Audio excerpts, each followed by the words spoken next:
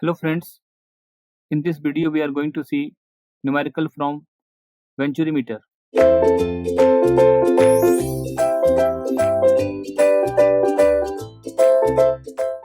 As per a given question you can see water having density 1000 kg per meter cube. Water having density 1000 kg per meter cube flows through a Venturimeter with an inlet diameter of 80 mm. So these are the given data. Density equal to 1000 kg per meter cube flows through a Venturimeter with an inlet diameter 80 mm and throat diameter 40 mm. The inlet and throat gauge pressures are measured to be 400 kilopascal and 130 kilopascal respectively. Assuming the Venturimeter to be horizontal, important word, and neglecting friction, the inlet velocity in meter per second is so I'll write the given data first of all. Density is given 1000 kg per meter cube. Rho is equal to 1000 kg per meter cube.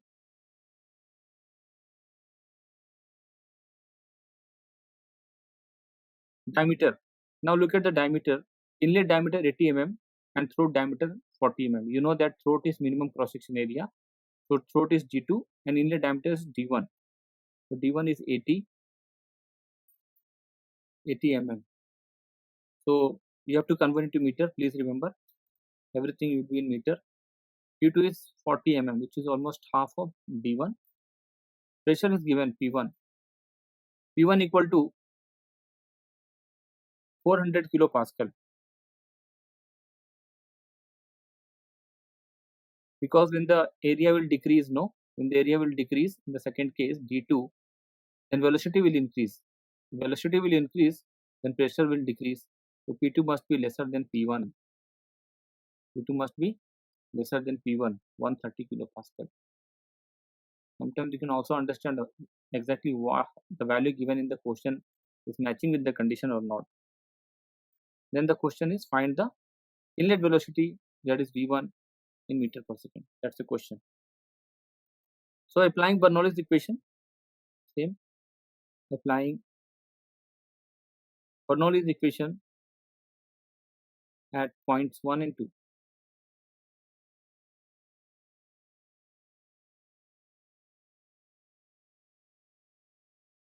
So P1 by rho g plus P1 by rho g plus V1 square by 2g plus Z1. Let me write the full equation. P2 by rho g plus P2 square by 2g plus Z2. The pipe is horizontal. You can see Venturimeter is horizontal. You can see. So Z1, Z2 can be cancelled here. So G also you can cancel everywhere. Rho G and rho G. Now what is remaining? P1 minus P2 by rho is equal to V2 square minus V1 square by 2. Correct. So now about V2 and V1. V2 and V1, if you calculate the relation, so V2 will be coming equal to 4V1. V2 is coming 4V1. How can you get this? Apply the continuity equation. Apply the continuity equation, that is A1 V1 equal to V2 V2. For pi by 4 D1 square V1 equal to pi by 4 D2 square, pi by 4 D2 square into V2. This gets cancelled. So your D1 is your 80 into 10 power minus 3, 18 10 power minus 3 whole square into D1, and D2 is your 40 into 10 power minus 3 whole square into V2. So this 10 to the minus 3 can be cancelled here. And what is 80 square? 6400 V1 equal to 40 square is 1600 V2. So definitely we can write V2 equal to 4 V1, right? So that is what we have already written. By looking into this diameters only, we came to know that it is V2 equal to 4 V1. So just for you, I have done this equation.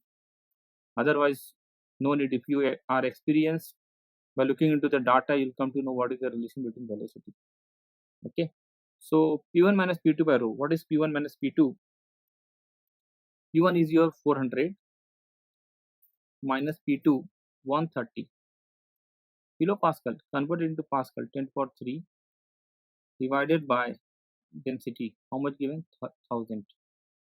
Okay, this 1000 can be cancelled definitely. Okay, now V2 square. What is V2 square? V2 is 4 V1, so I'll write 16 V1 square minus of V1 square by 2. Last step. So that is your 270 into 2 equal to 15 V1 square, or V1 square equal to 18 into 2 is 16, sorry 36. So 18 into 2 is 36, not 16. Yeah. So V1 is equal to root 36, that is 6 meter per second. That is the final answer. So since this is a subjective question, so you have to put in the blank 6 meter per second. Okay. Thank you.